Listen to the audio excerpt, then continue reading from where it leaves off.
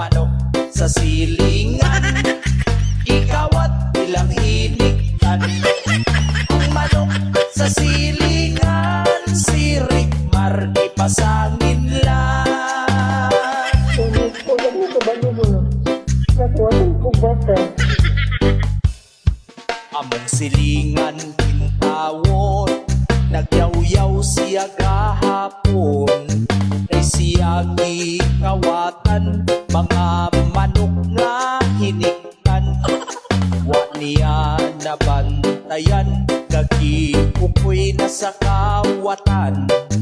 Idala iyang hiniktan, nga pangsabong sunod buwan.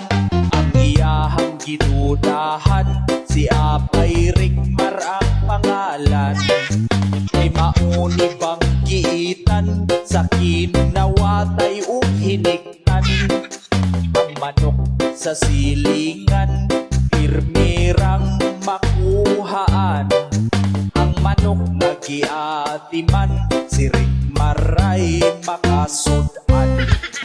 Ang manok sa silingan, ikaw at ilang hiniktan. Ang manok sa silingan, si Rickmar ipasangin lang. Ito, tawag na po ko karon sa barangay. Suko kayong barangay captain ako kay ilahan ang manok yung gikawat gabi. Grabe naman kay Rickmar. Wala naman kay pili Rickmar. Kung si Rickmar mangawat, ang tag-iya kay malipat. Ang manok di yun katingog, kay kituok niyang liog. Si Apay Rickmar pasangil lang, mangayo kapaya sa silingan. Dili mabantayan, ang hiniktan ang birahan. Si Rickmar na'y mulihok, impas yun ang mga manok. Kung mga wat naghiniktan, apilon pang mungaan.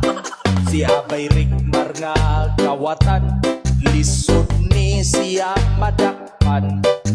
Kay wakwak iyang inahan, yaw kung ilang patakdan. Ang manok sa silingan, ikaw at ilang hiniktan. Ang manok sa silingan, si Rickmar ipasangin lang. Ang manok sa silingan, ikaw at ilang hiniktan. Ang manok sa silingan, si Rickmar ipasangin lang.